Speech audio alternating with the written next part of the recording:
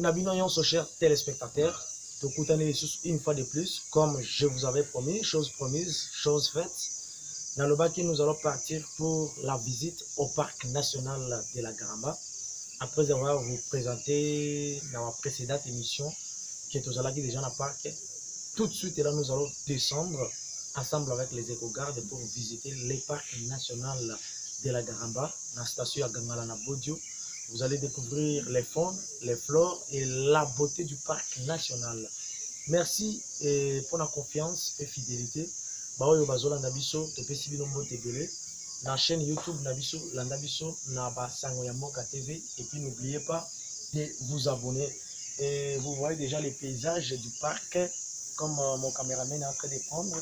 Les éco-gardes sont déjà là-bas pour accompagner les troupes, les journalistes qui sont sur le terrain en train de visiter les parcs nationaux de la Garamba. Nous allons vous faire montrer chaque espèce et n'a pas caractéristique parce que bandeko ou bazali censé pour expliquer bino malamu ba nyama na zamba na ba caractéristique ya mango bazali. Alors ici nous sommes tout juste à côté de rivière Dungu. Nous sommes à quelques mètres. La rivière Dungu est là remplie d'hippopotames, de crocodiles, de poissons et autres. Tout de suite nous allons faire notre entrée dans les parcs et vous allez nous découvrir avec nous toutes les espèces du parc national de la Garamba. Soyez connectés à notre émission et suivez tous les détails jusqu'à la fin. Nous sommes déjà là, le véhicule est déjà là, c'est le véhicule du parc qui transporte Oyemi Makabatu pour faire attirer dans le parc. Nous sommes là pour l'indication. Vous allez suivre maintenant les détails dans l'indication dans bateau bazali chargé à parc et pour ça les détails comment ça se passe dans les parcs. Vous voyez flou à l'intérieur, vous voyez le truc ici. Essayez de bouger dans tout le sens, c'est un peu la netteté pour que vous voyez plus clair. Et il faut vraiment, quand vous regardez, il faut que tous les yeux soient ouverts. Vraiment ça bien. Là, sinon. Tu enlèves, par exemple, là, moi je regarde. Après, il faut regarder aussi.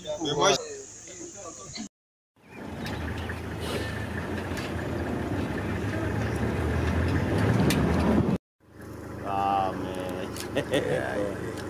Oui. Voilà. Waouh. Se déplace comme ça. Super. Comme la vache. Hein? On continue.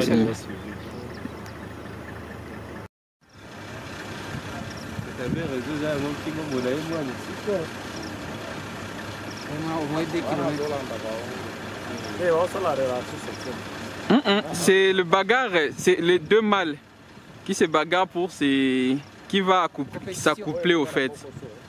Oui, oui.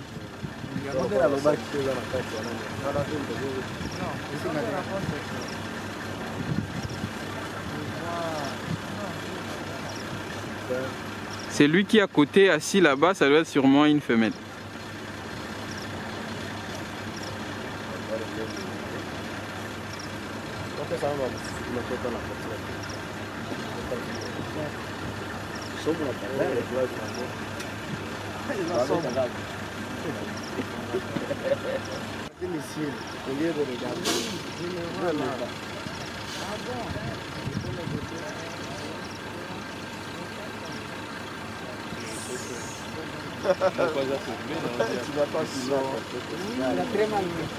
Sont 5.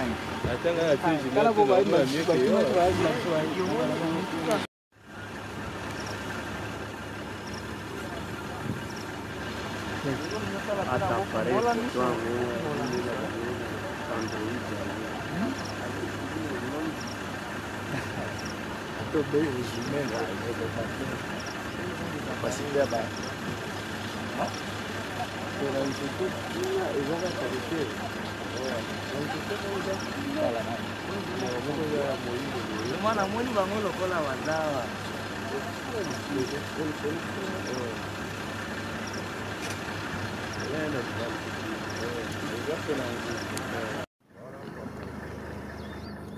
Ici, il fait caca. Voilà. Voilà la vidéo. Une vidéo.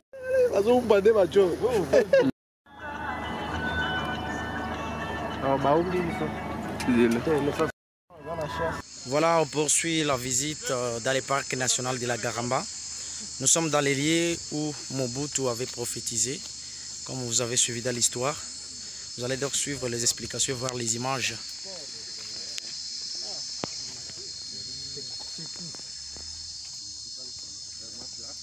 Voilà, ce sont là les écrits. Vous voyez Mobutu Sese Seko, maréchal du Zaïre. Voilà.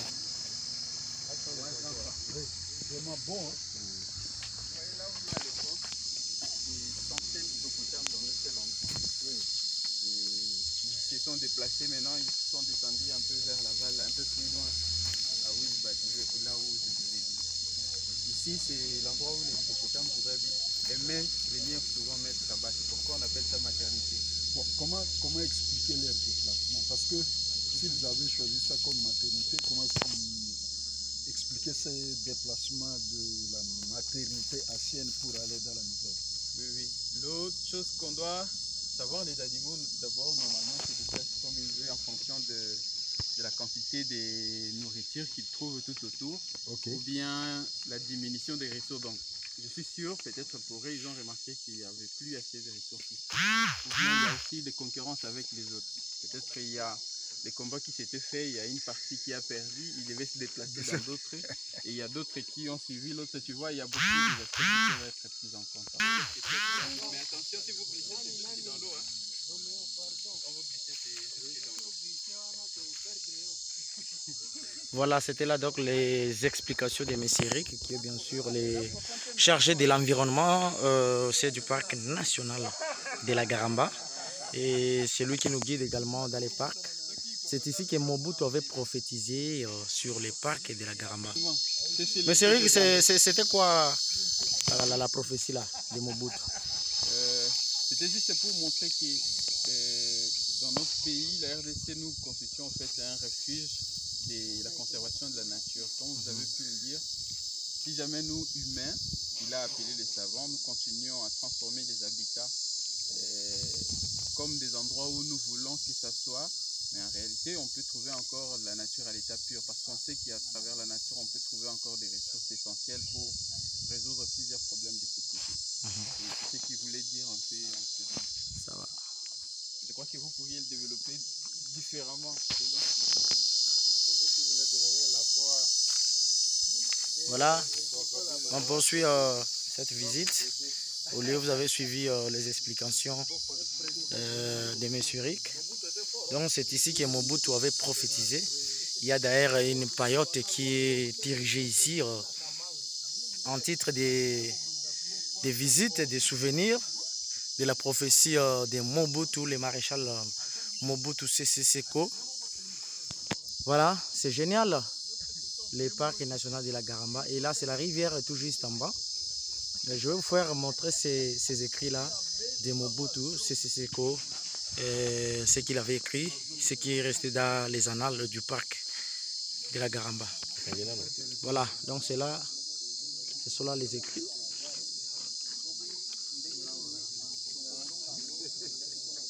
Si on peut agrandir.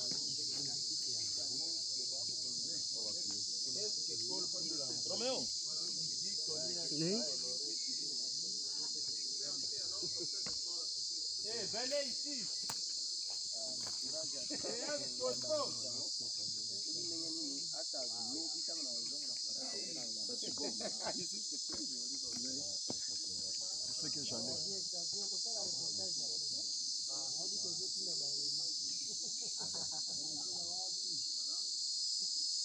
Voilà, donc c'est ça.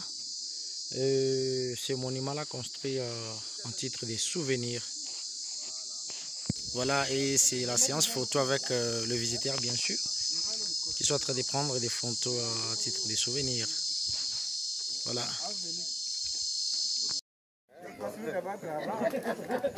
J'ai annoncé tozali déjà presque environ 40 km na ici quand toutaki na Kadungu pour na koma awa.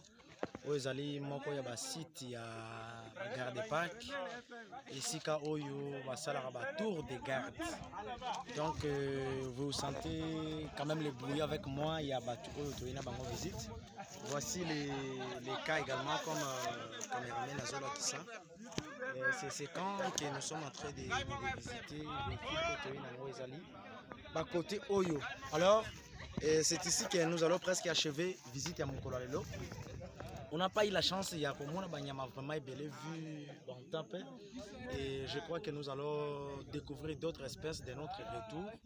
Alors, nous, c'est Bassango Yamboka TV. Abonnez-vous sur notre chaîne YouTube.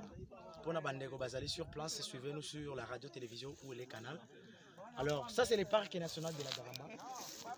Et qui c'est parce que la caméra ne nous permet pas. Quelque part là, il y a deux girafes. Deux girafes sont quelque part là.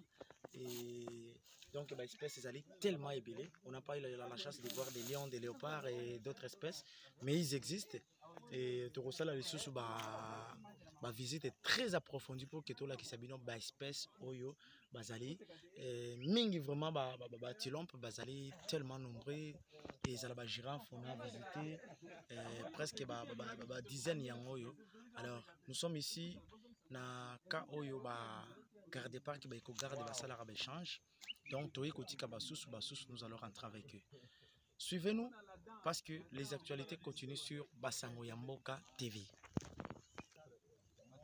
Merci beaucoup à notre caméraman Christophe Fonzono. Nous merci à Xavier Terre, Kapé Naba Ndekognon Soroyo, Bazali contribuer pour que l'émission Kendeliboso soutenez-nous pour que nous puissions aller de l'avant. Ici c'est le parc national de la Garamba. Aujourd'hui nous sommes en train de contempler l'environnement, faune et flore. Demain nous allons embrasser d'autres sujets politiques, environnement, que ce soit les social et que ce soit la sécurité. Donc, abonnez-vous massivement sur notre chaîne YouTube. Suivez-nous sur votre radio-télévision Oulé pour plus d'actualités.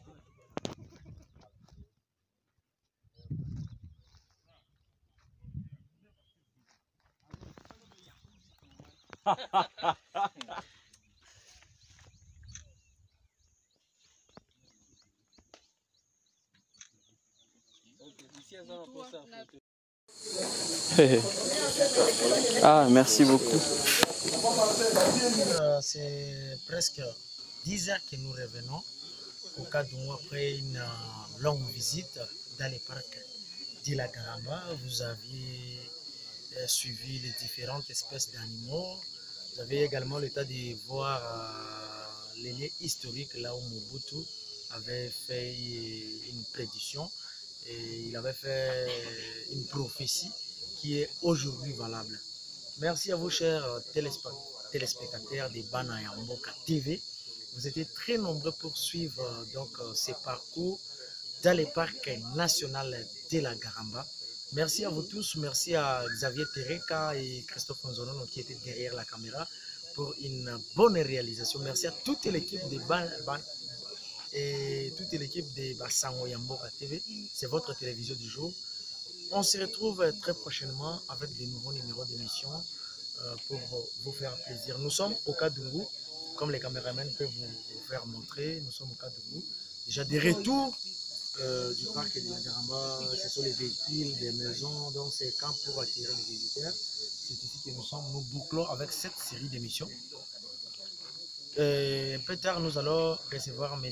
Eric, qui est le chargé ici de l'environnement et des visites du parc, pour d'autres détails. À la prochaine. M. Eric Bassosila, bonjour. Bonjour. Vous êtes le chargé de l'éducation environnementale au sein du parc national de la Garamba. Vous avez reçu les journalistes et vous êtes presque à la fin de la visite de ces jours. Est-ce que vous pouvez nous dire quelles sont les conditions de visite au parc et quel a été l'objectif de cette visite? Merci beaucoup. Comme vous avez déjà dit, je suis Eric Bassosila, responsable de l'éducation environnementale du parc national de la Garamba. Et depuis hier, nous avons eu le plaisir en tout cas de recevoir ici dans notre site du Kandungu, à la station Nagero, l'une des personnalités les plus importantes au fait qui ont des relations avec les communautés, notamment les journalistes. Et nous savons qu'ils ont un très grand rôle à jouer dans les communautés. Il était très important de les faire visiter le parc avec l'objectif principalement de le faire découvrir d'abord le parc parce que nous savons qu'ils sont dans l'exercice de leurs fonctions appelés à souvent parler sur le parc national de la Garamba. C'était donc très important pour nous de le faire découvrir ce qu'est le parc et ce que nous faisons également ici au parc, mais aussi les amener à un moment aussi, quand ils rédigent les articles d'actualité, par exemple, par rapport à la conservation, ils écrivent ça de manière la plus appropriée possible. En fait, c'était ça l'objectif de la visite. Aujourd'hui, nous venons de le faire découvrir de manière plus pratique et ce que nous conservons ici au Parc national de la Garamba. Et c'était une visite très intéressante. C'était vraiment très bien. En fait, l'initiative de cette visite est du parc de l'USAID ou des African Park. En fait, l'initiative, ça fait partie des stratégies du Parc national de la Garamba de faire intégrer la communauté dans la conservation de la nature.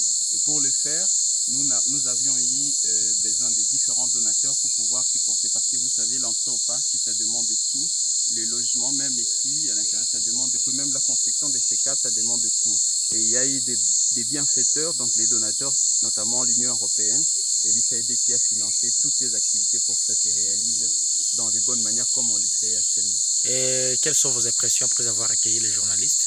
Mes impressions, c'est vraiment positif jusque-là parce que j'ai eu l'impression en fait que c'était très important de partager certaines connaissances par rapport au Parc national de la Garamba, mais aussi faire découvrir aux journalistes. Et j'ai senti déjà dans les yeux de certains en fait un changement de perception qu'ils avaient du parc. Et c'est quelque chose de positif qui nous touche vraiment en cœur parce que nous savons que eux qui communiquent souvent avec les communautés dans les stations radio et dans les presses écrites ou comment et ils sauront quoi effectivement écrire par rapport à Garamba. Ils verront ce que nous faisons, ça vaut la peine de le faire.